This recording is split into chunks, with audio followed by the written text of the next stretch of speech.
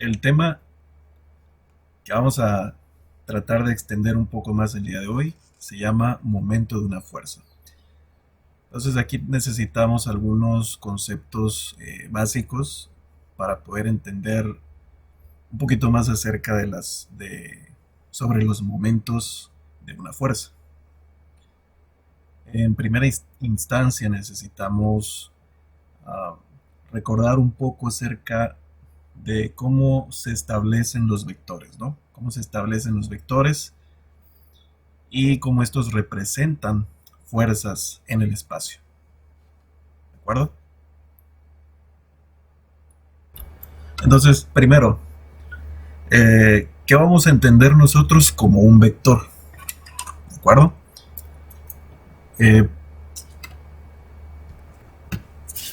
Primero que todo, vamos a acomodar aquí.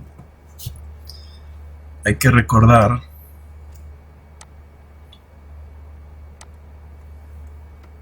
que un vector, vamos a cambiar un color que se vea en la pantalla.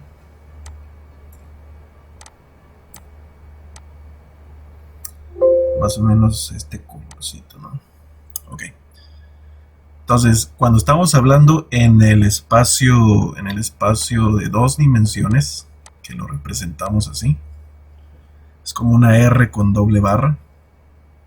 Cuando estamos hablando en R2, significa que estamos ante un espacio con dos coordenadas.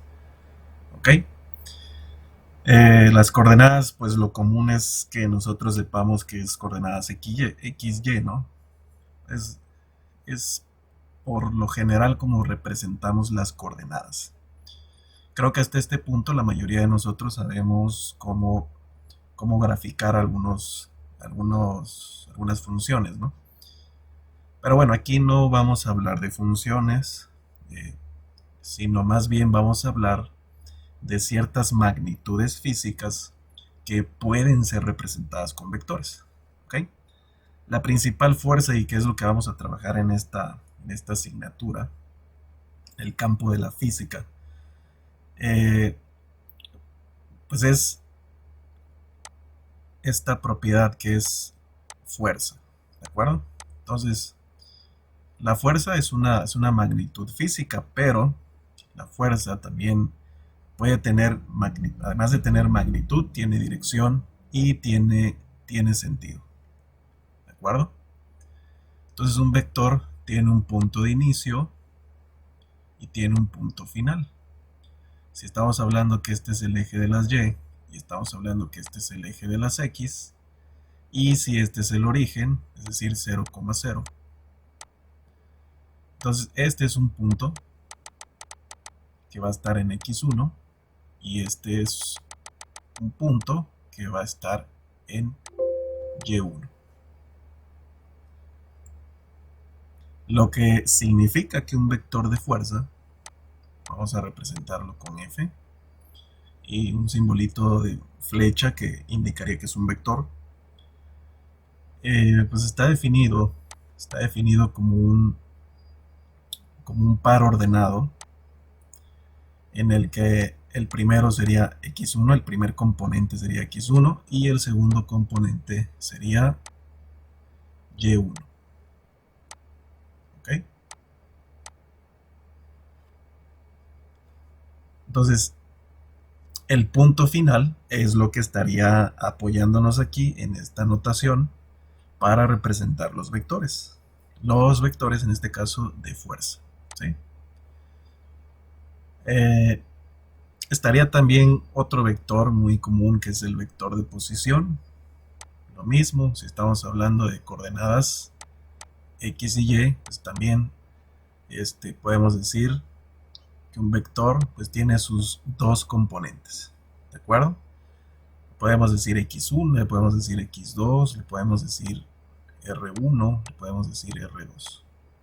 Es solamente notación para poder representar los componentes de un vector. ¿De acuerdo? Entonces representarlos, los vectores en el plano, pues es bastante sencillo. Solo es recordar un poco acerca del trazado de gráficas en el plano coordenado.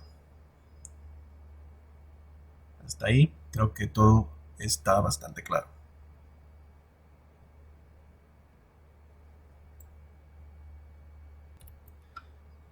Esos vectores también pueden definirse a partir de su ángulo, un ángulo teta, que les da obviamente también una dirección a estos vectores. Entonces, los vectores pueden estar definidos completamente con una magnitud y un ángulo. En caso de que no tengamos ese ángulo, no tengamos la magnitud, igual y puede ser definido fácilmente si ese vector cuenta con sus componentes. Entonces, un vector en realidad pues es como ver o es como descomponer un vector en dos partes. Entonces, una parte que debe estar sobre el eje X y otra parte que debe estar sobre el eje Y. Entonces, esto es posible,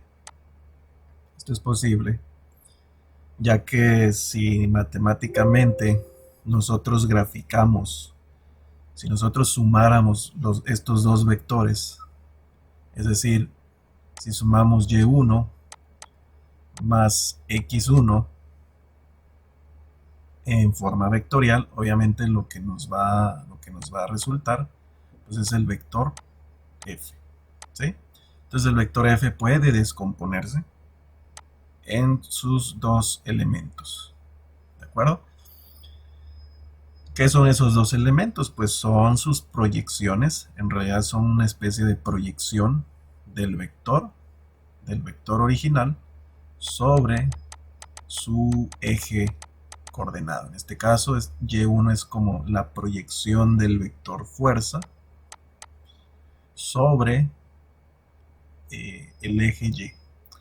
Y x1 vendría siendo como su proyección, o como quien dice, como si hiciera sombra sobre el eje X. ¿De acuerdo? Entonces, esto es lo que llamamos componentes. Son las componentes. Que en realidad también son fuerzas, ¿no? Y son fuerzas, al ser fuerzas, eso implica que si sumamos estas fuerzas que están sobre los ejes, la resultante va a ser la fuerza original, en este caso F. ¿De acuerdo? Entonces los vectores, recordemos, los vectores tienen magnitud, tienen dirección y tienen sentido. ¿Sale? Son las tres características esenciales de un vector: magnitud, dirección y sentido. ¿Sale? La magnitud pues no es más que el tamaño del vector. La dirección pues vendría siendo hacia dónde se dirige ese vector. O bueno, más bien el sentido es hacia dónde se dirige, ¿no? Y la dirección pues viene siendo el ángulo. ¿De acuerdo? ¿Sí? El sentido es hacia dónde y la dirección es el ángulo. Ok.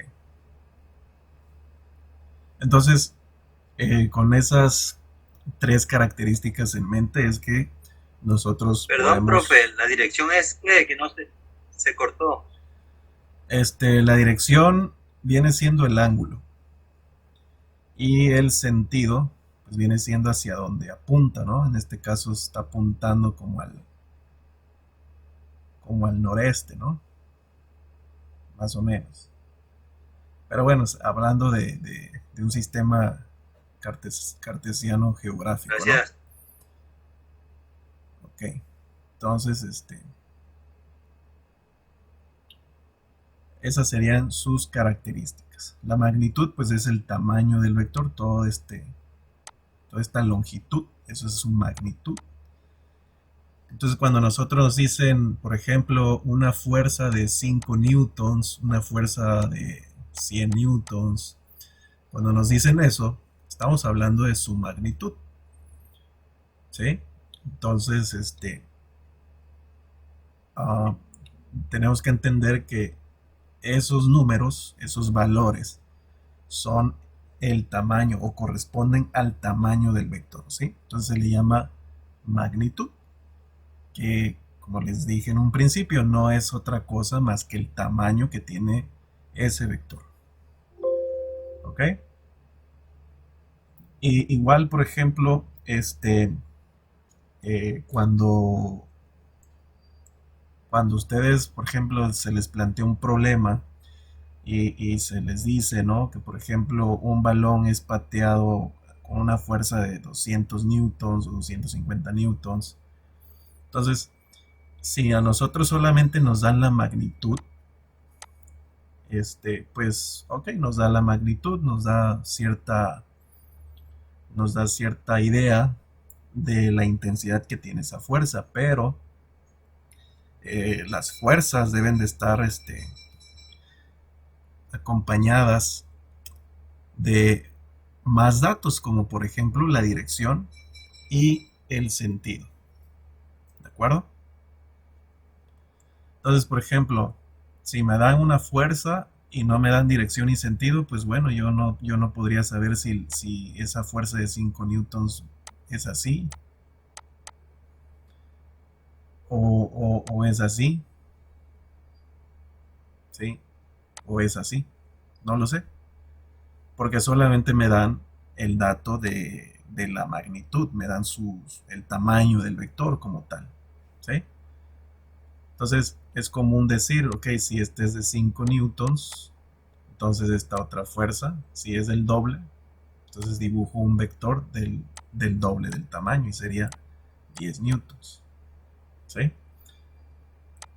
Pero obviamente, pues muy pocas veces cuando estamos haciendo un análisis, cuando estamos resolviendo problemas físicos, muy pocas veces nos ponemos nosotros a trazar los vectores de forma representativa o a escala con la magnitud, muy pocas veces, ¿no?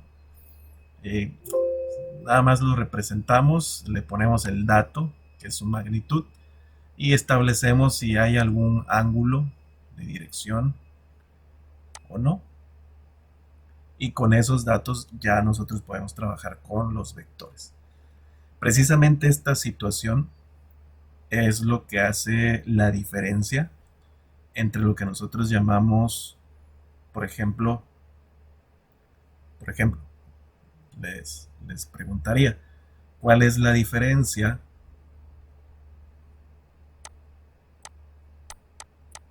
entre rapidez y velocidad, por ejemplo? La velocidad en que se mide en unidades de longitud por, por unidades de tiempo, ¿de acuerdo? O sea, puede ser kilómetros por hora, puede ser metros por segundo, puede ser millas por hora, qué sé yo. El punto es que se mide en kilómetros por hora. Si nosotros estamos acostumbrados a decir eh, que la velocidad de un vehículo es tanto, ¿no? Que la velocidad con la que corre una persona es tanto. La velocidad con la que se mueve este, unas- un avión es tanto. ¿Sí? Así estamos acostumbrados. Pero entonces, ¿qué es la rapidez? ¿Alguien sabe, alguien de ustedes, a ver si me hacen el favor de participar y decirme si tienen alguna idea de lo que es la rapidez?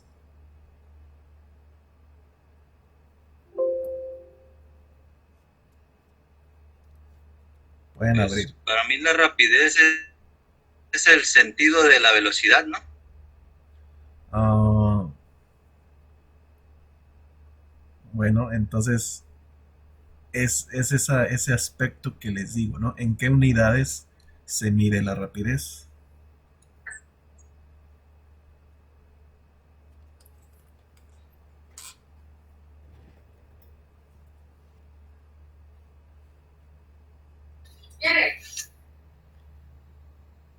¿Quién me ¿El dice? kilómetro por segundo? Exacto, se mide de hecho con las mismas unidades, en kilómetros por segundo, por hora, Kilómetros sobre segundos, ¿no? exacto, millas por hora también. O sea, la rapidez y la velocidad tienen las mismas unidades.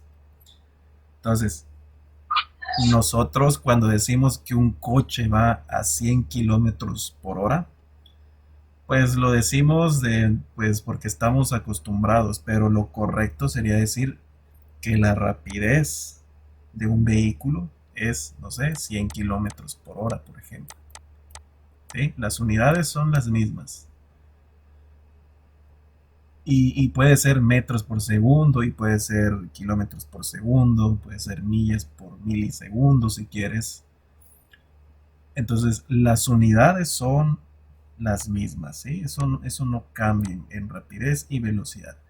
Entonces, cuando nosotros decimos velocidad, estamos muy acostumbrados a expresar la velocidad, pues así, kilómetros por hora, metros por segundo, pero lo correcto es decir, cuando nos referimos a qué tan rápido va un vehículo, qué tan rápido va corriendo una persona o cualquier objeto, lo correcto es decir que su rapidez es de tanto, ¿sí? ¿Por qué? Porque hay una gran diferencia. La rapidez es un número, ¿sí? La rapidez es un número, es decir, un escalar. Y la velocidad es un vector, ¿sí?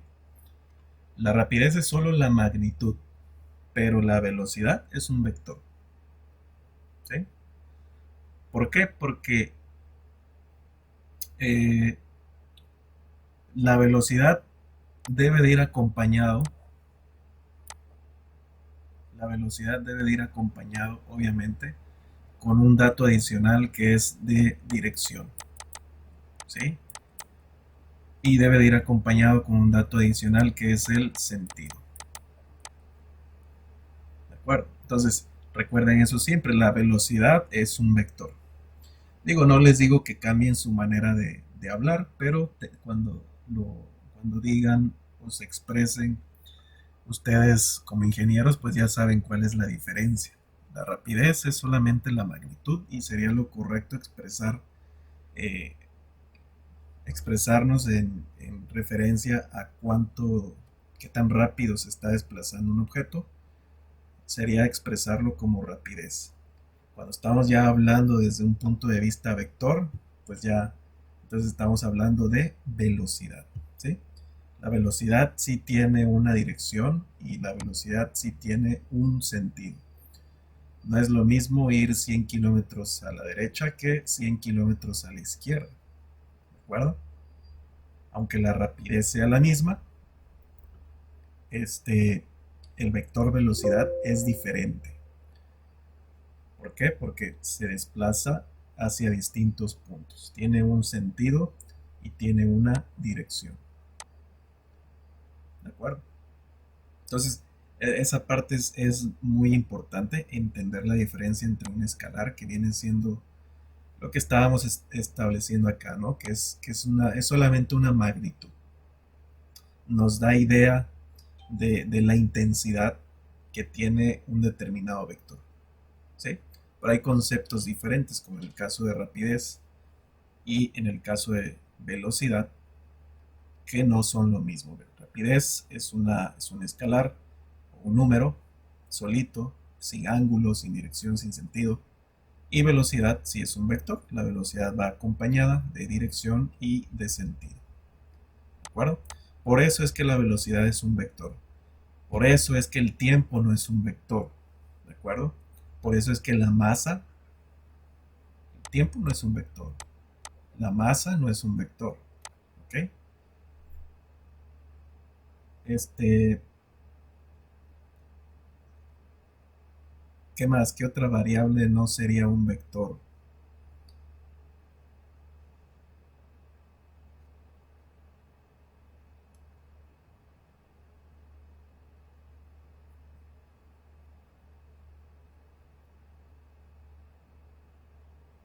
La gravedad es un vector. decir la velocidad, La velocidad ya la velocidad del dijimos. agua. La velocidad es, ya dijimos, es un vector. ¿Sí? Velocidad es vector.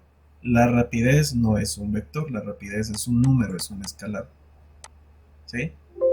Entonces, la rapidez. El aire, profe. El aire es un cuerpo, no es una magnitud física. Recuerden la diferencia, magnitud. ¿Sí? Magnitud física. El aire es un objeto o cuerpo. ¿Sí? Ahorita estamos hablando de variables, de parámetros físicos.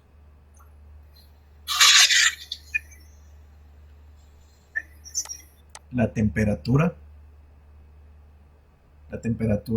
tampoco es un vector. ¿Ok?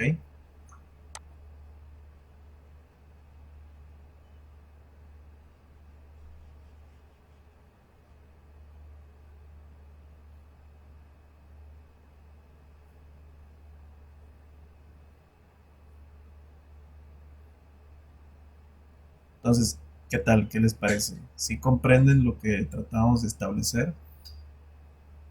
Entonces, el tiempo, la masa, la temperatura, la rapidez. Si se dan cuenta, todos esos parámetros que no son vectores, los representamos con letras minúsculas. ¿Sí? Y los parámetros que sí son vectores, como el parámetro velocidad, el parámetro fuerza, lo que sí son vectores los representamos con letras mayúsculas. En general, ¿verdad? Puede cambiar, puede variar. Pero es una forma de poder diferenciar los vectores, que son fuerza, velocidad, de los escalares, ¿sí? O magnitudes físicas. ¿Sí? El volumen no es un vector, el volumen es un escalar, ¿de acuerdo? Sin embargo, el volumen muchas veces se expresa con una V mayúscula, ¿no? Por eso es que a la velocidad o a todos los que son vectores les ponen una flechita. Pero no siempre, a veces por simplicidad omiten eso, ¿no? Mientras Profe, no, ¿y la gravedad? la gravedad en sí no es un vector,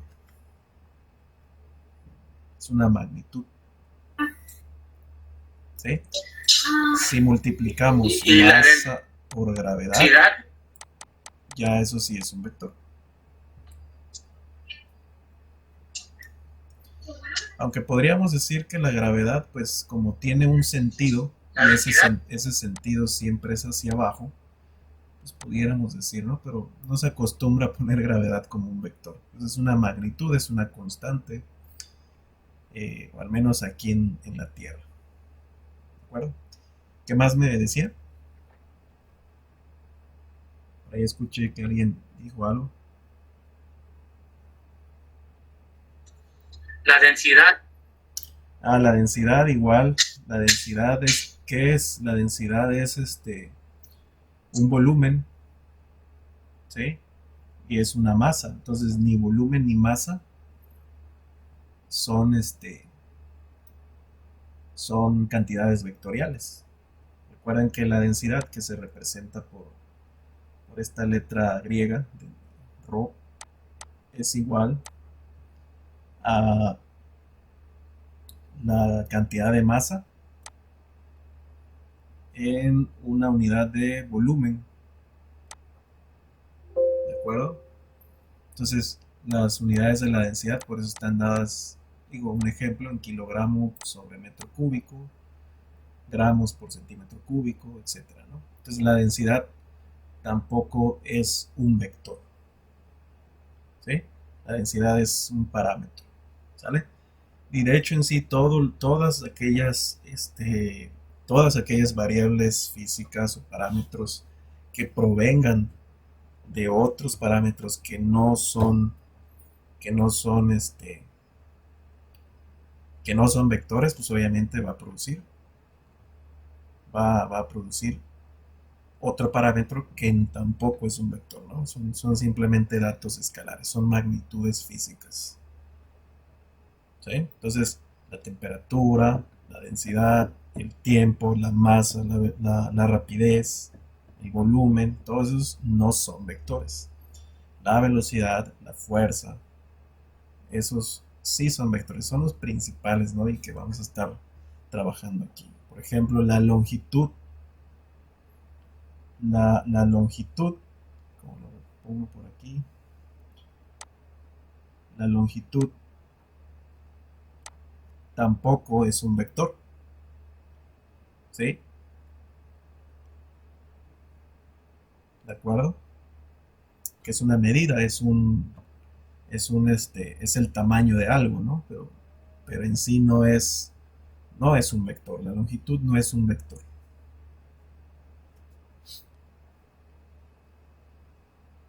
El, el desplazamiento, por ejemplo, desplazamiento tampoco es un vector, ¿ok?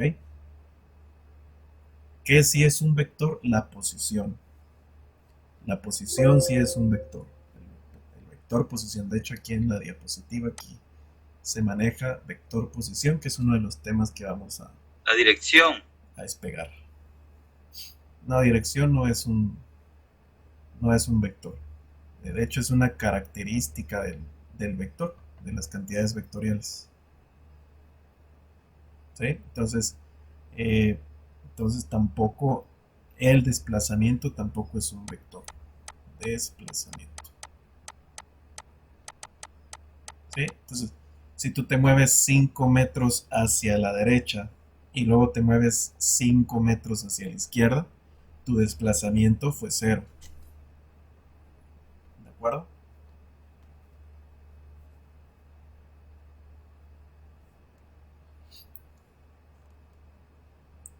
Lo que sí es un vector es la posición de un objeto.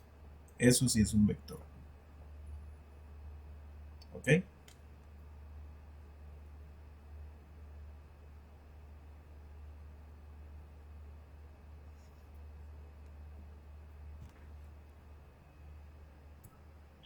Profe, Sí, dime.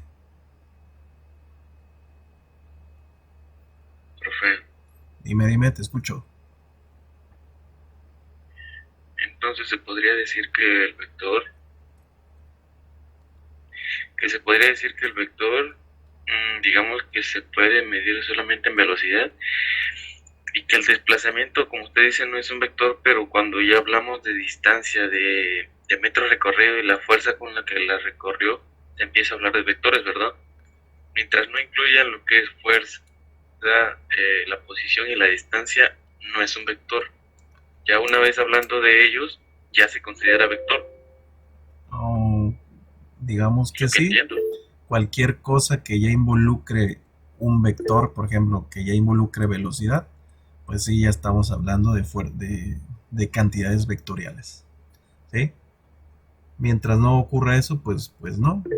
Entonces, y lo mismo ocurre para los escalares. Y, por ejemplo, la densidad se produce cuando dividimos una masa entre un volumen. Entonces, masa y volumen no son vectores, por lo tanto, también se genera otro escalar.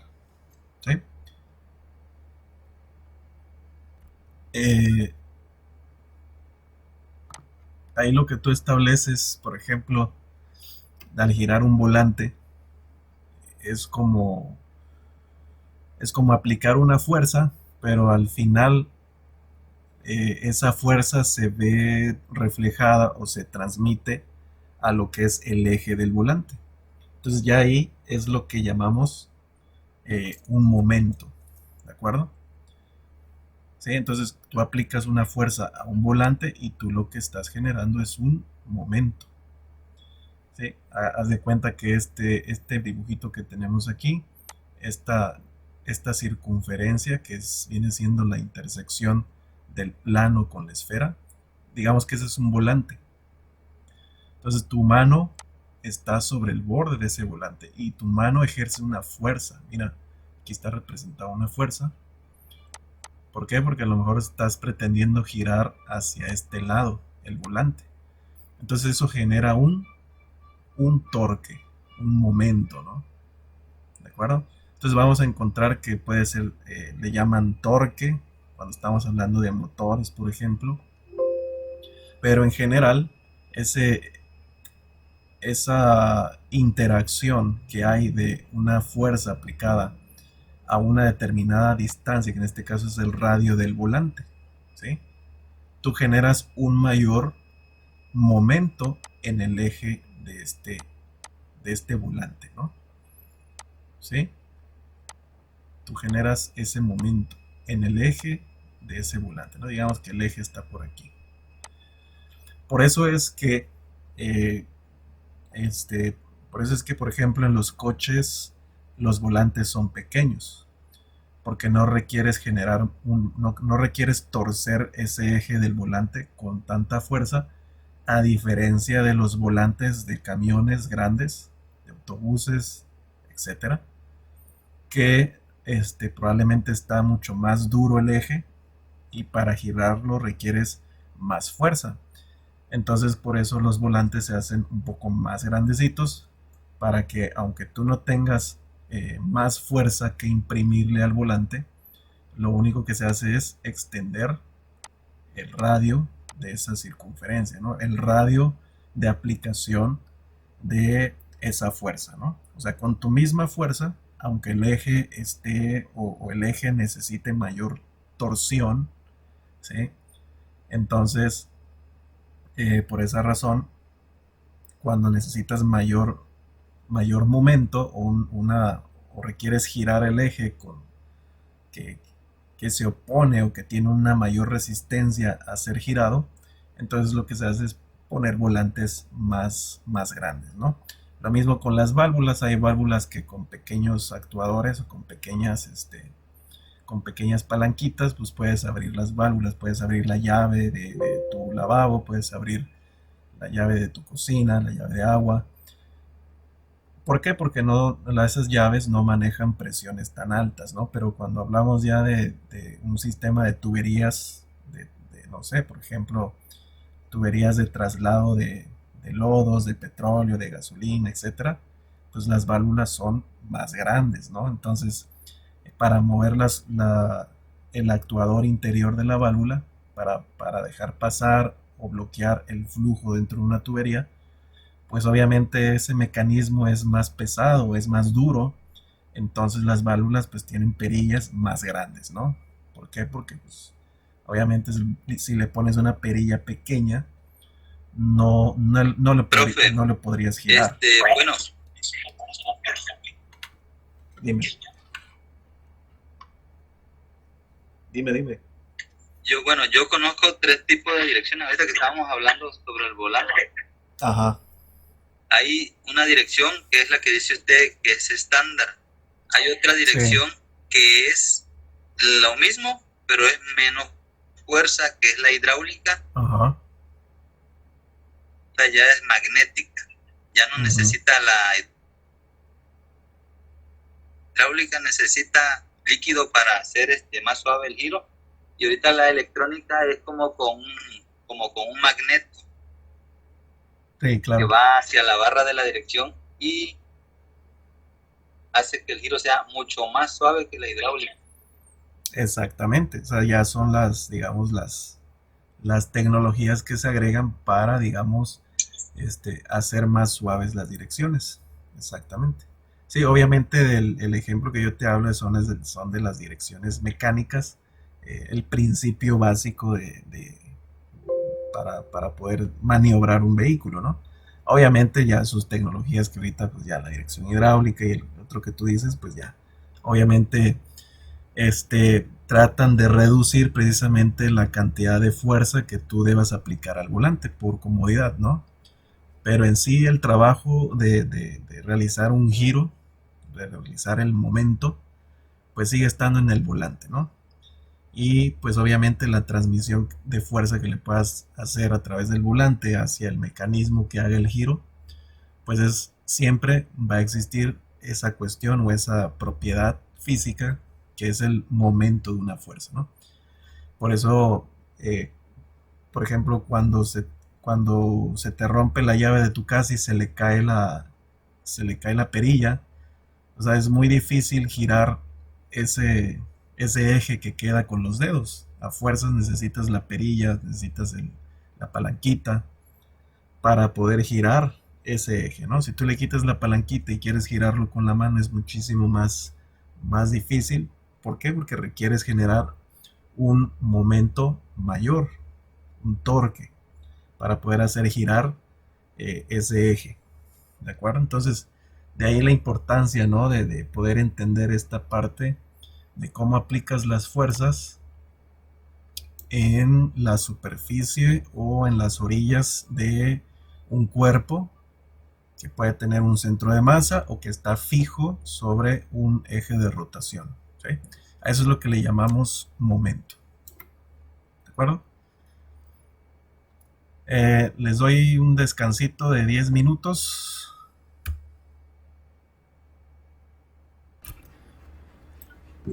Bueno, espero que hasta aquí todo claro con la cuestión de las fuerzas, cómo interpretarlas, cómo verlas y sobre todo cómo entender algunas cantidades físicas que, bueno, pueden ser, como ya les comenté, pueden ser cantidades físicas, vectoriales o escalares. ¿De acuerdo?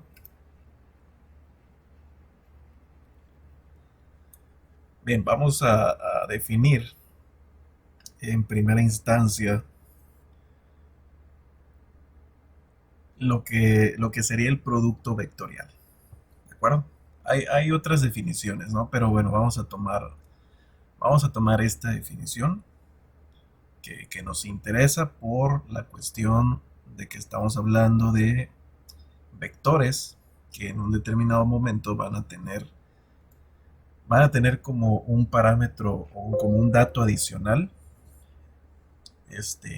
sus ángulos que están formados, que se forma entre los vectores o que se forma entre un vector y un eje o plano de referencia. ¿Ok? Entonces, el producto vectorial está definido por esta expresión. ¿Sí? En ocasiones podemos escuchar que se habla del producto cruz. ¿Sí? Es el mismo, ¿no? Es producto cruz o producto vectorial. Entonces hay que recordar que de acuerdo al cálculo vectorial, pues existen dos operaciones de multiplicación que son válidas, una que es el producto cruz y otra que es el producto punto. ¿Sí? Cuando estamos hablando de vectores, por lo común es escuchar que se habla de un producto vectorial y un producto interno. ¿Sí? Cuando estamos hablando desde un punto de vista físico, ¿verdad? Desde un punto de vista matemático, del cálculo vectorial. En cálculo vectorial aprendemos que esas dos multiplicaciones que están definidas en un espacio vectorial, que son válidas, es el producto cruz y el producto punto, que corresponden en el aspecto, desde un punto de vista físico, corresponden al producto vectorial y al producto interno. Son lo mismo, solo que aquí ya estamos hablando de vectores que tienen como un dato, como un parámetro, un ángulo, ¿verdad? Entonces esta es una segunda definición del producto vectorial o del producto cruz. Entonces, para entender lo que es el momento, lo que es el tema que vamos a abarcar aquí, el momento de una fuerza, necesitamos poder tomar en cuenta este nuevo concepto, ¿no? Que es el producto vectorial. Y está definido de esta forma. Esto que está aquí es la multiplicación entre dos vectores y se representa como un vector multiplicado y el símbolo de multiplicación sería este por el otro vector. Pueden ser P, puede ser el vector Q, etc. ¿Sí? Cuando era producto punto, simplemente el símbolo de multiplicación en ese espacio vectorial pues era así, P.Q. En este caso es P cruz Q. Y eso es lo que definimos como producto vectorial. El producto vectorial se define como la magnitud de P multiplicado por la magnitud del vector Q multiplicado por el seno del ángulo que forman esos dos vectores, que forma Q y que forma P. ¿Sí? Y ese ángulo está medido, en este caso está medido desde P hasta Q. ¿Ok? Si el producto vectorial fuera Q cruz P, si fuera al revés, significaría que pues, el ángulo está medido en el otro sentido. ¿De acuerdo? Bien. Otras cuestiones que hay que considerar es que cuando estamos hablando de espacios vectoriales es muy común establecer una base canónica sobre la cual representar los vectores. Esa base canónica pues contempla vectores unitarios. Esos vectores unitarios son los vectores I, J y K. Son vectores unitarios que son, obviamente, están sobre cada uno de los ejes. Por ejemplo, el vector unitario I está sobre el eje X, el vector unitario J está sobre el eje Y y el vector unitario Z está, perdón, el vector unitario K está sobre el eje Z.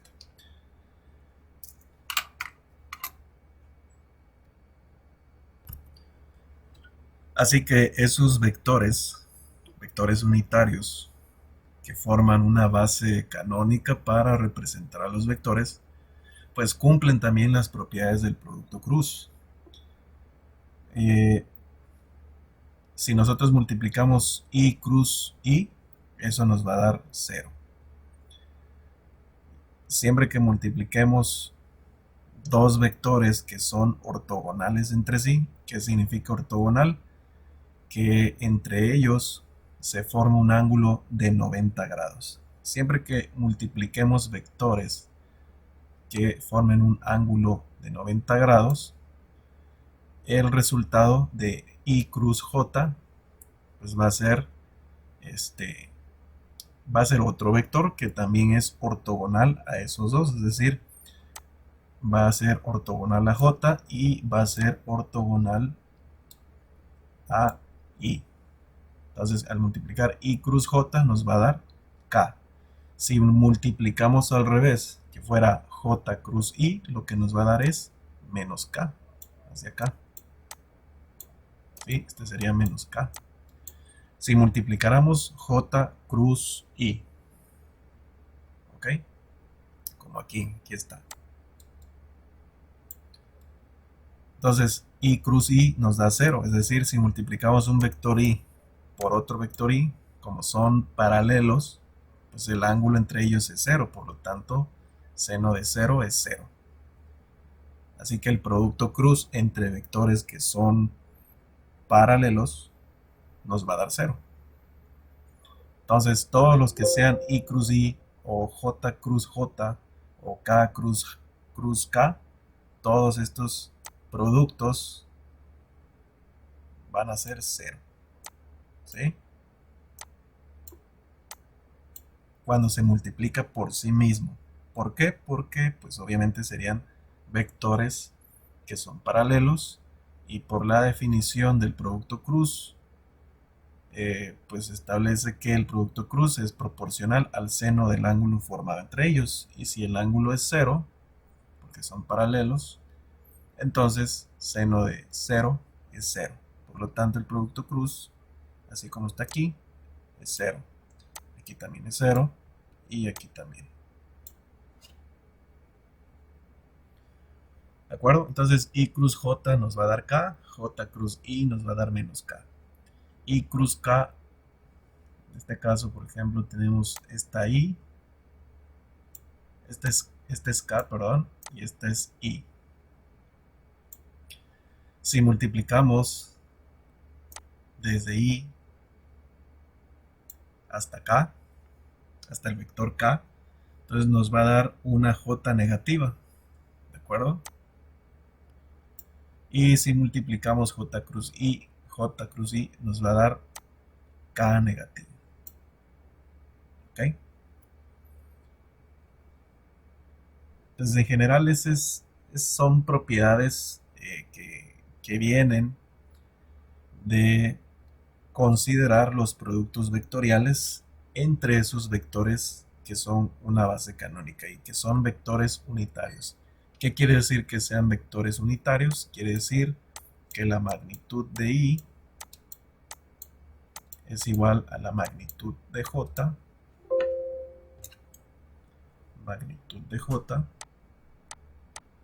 y esa magnitud es igual a la magnitud de K. ¿Y cuál es esa magnitud? Si los tres vectores son vectores unitarios, significa que esos vectores, su tamaño es 1. Por eso son vectores unitarios. ¿Sí? Entonces, ¿para qué quiero esos vectores unitarios? Bueno, un vector B, por ejemplo, un vector B que se encuentra definido por sus componentes en el eje X y su componente en el eje Y, entonces también puede ser representado en su forma canónica. Y vamos a decir, como B, el componente del vector en el eje X multiplicado por el vector unitario Y se puede sumar con el componente en el eje Y multiplicado por el vector unitario J. ¿Sale? Entonces BXY más BYJ es otra representación de los vectores en el espacio. ¿Ok? Entonces acuérdense que esto es válido. Habíamos comentado previamente que podíamos descomponer una fuerza en dos fuerzas distintas que sumadas nos iban a dar la fuerza. Entonces, si cada una de estas las multiplico, en este caso este Y1, pues obviamente es el vector J, está multiplicado por el vector J, como es unitario, pues no pasa nada. Más X1, el componente en X, multiplicado por el vector Y, pues no pasa nada. Entonces ese también es F. ¿De acuerdo? Sigue sin cambio y es válido.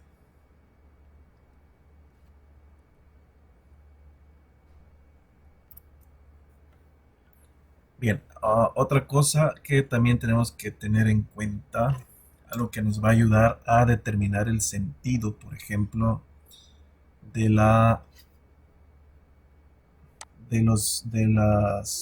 producto cruz. Algo que llamamos la regla de la mano derecha,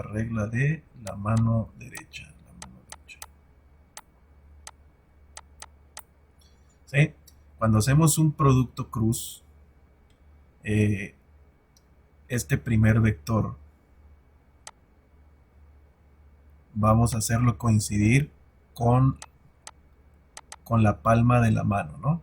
Es decir, nosotros extendemos nuestra palma de la mano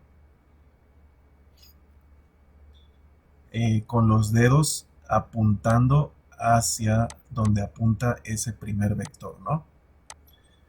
En este caso, el primer vector. Nuestra mano va a estar sobre el vector P con los dedos apuntando hacia donde apunta el vector P, ¿sale? Con nuestra mano extendida, ¿sale? Ahora,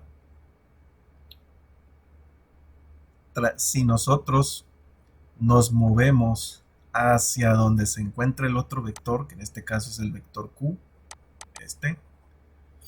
si nosotros nos movemos hacia acá, entonces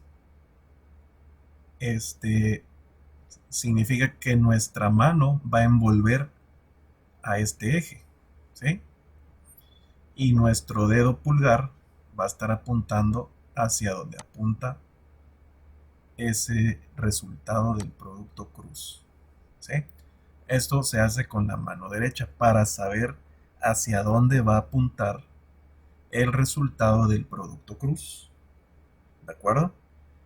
La regla de la mano derecha. Eso nunca lo olviden. Entonces les repito, si estamos hablando de P cruz Q, nuestra mano va a estar sentada sobre el vector P y apuntando hacia donde se dirija hacia donde esté señalando el dicho vector. Y la palma de la mano se va a dirigir, vamos a cerrar la mano hacia donde se encuentre el ángulo o hacia donde se encuentre el segundo vector, que en este caso es Q.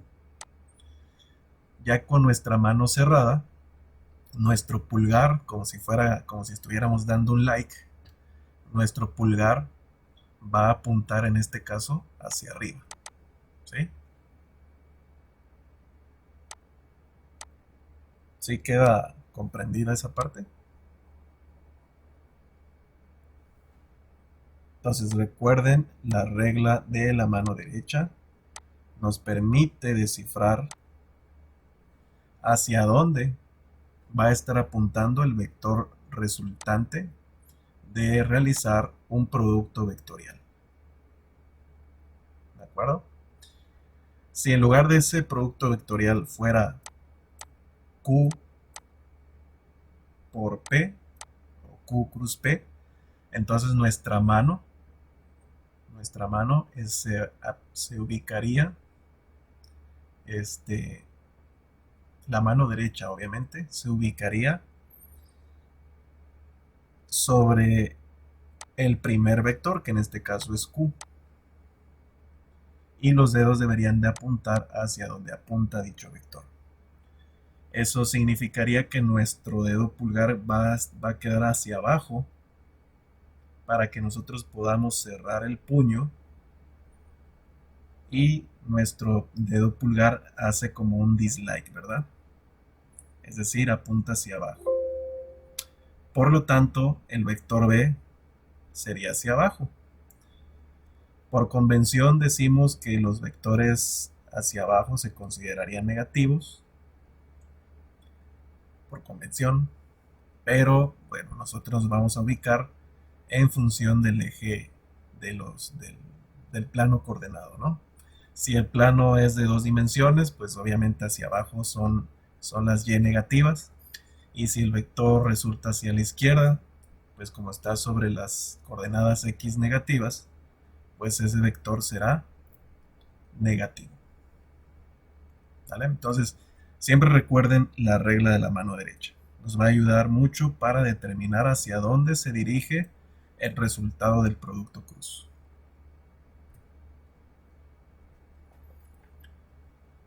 Entonces, en conclusión, ese producto vectorial, recordando un poco el álgebra lineal,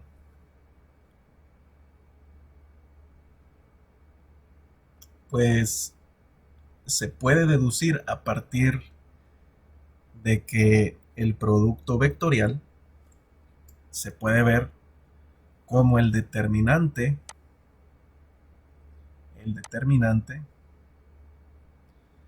de todos los elementos de los vectores involucrados, es decir, los vectores unitarios I, J, K irían en el primer renglón, las componentes del primer, en el caso de que sea P cruz Q, primero se pone las componentes del primer vector, y luego se ponen las componentes del segundo vector. ¿Sí? Entonces, ubicando todos esos componentes, simplemente hacemos un producto vectorial. Calculamos el determinante de esa matriz,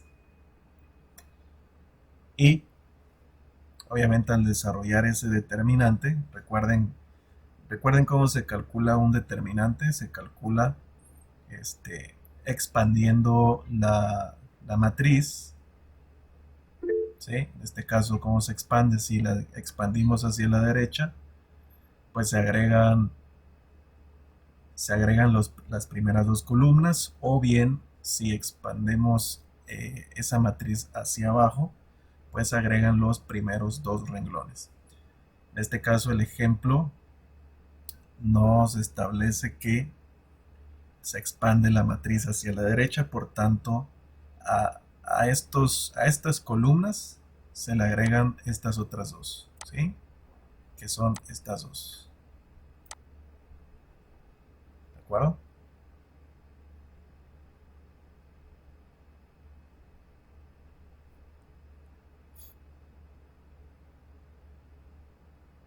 ¿Sí me siguen hasta ahí? ¿Todo claro?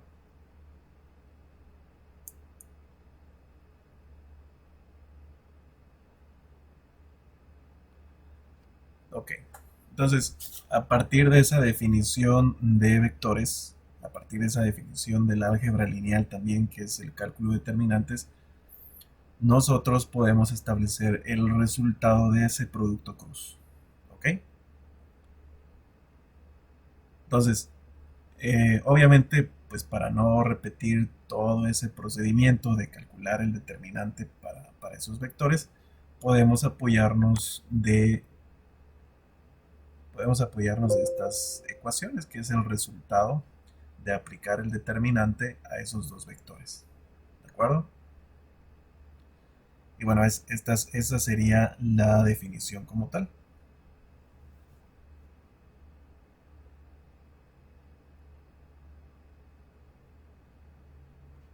¿Sí?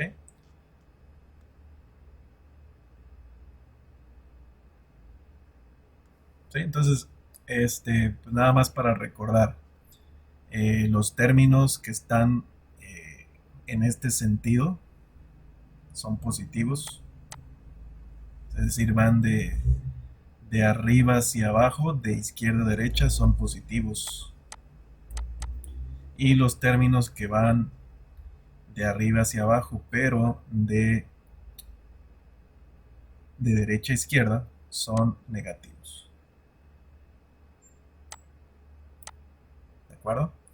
Y lo único que se hace es multiplicar cada uno. Entonces sería I por la componente de P en el eje Y por la componente de Q en el eje Z.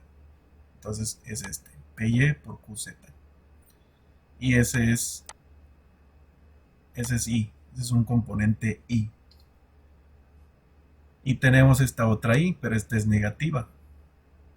Entonces esa es la componente P en el eje Z multiplicado por la componente Q en el eje Y. ¿Sí? Que es menos, como es esta línea roja, entonces es negativa. Y por lo tanto es negativo aquí. Entonces es P subíndice Z por Q subíndice Y. Entonces ya aplicamos las I's. Ahora iríamos por el término J. Entonces J estaría multiplicando a P subíndice Z por Q subíndice K. Que en este caso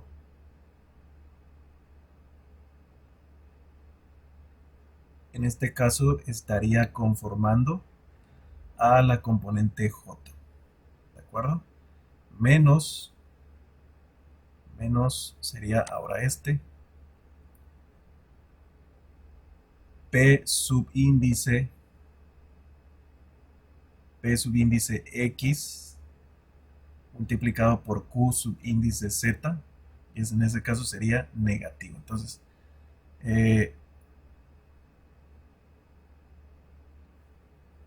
Entonces recuerden que nos había dado primero positivo,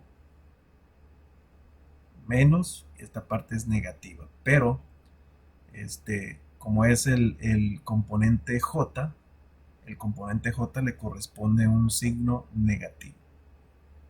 ¿Sale? Eso proviene de la definición del producto del producto cruz. ¿Sí? Y finalmente, pues para la componente en K, pues obviamente vamos a tener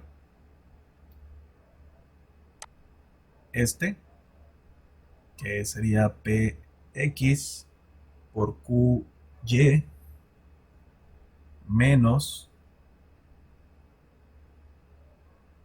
en este caso sería P subíndice Y por la componente Q en el eje X, que es esta. ¿De acuerdo?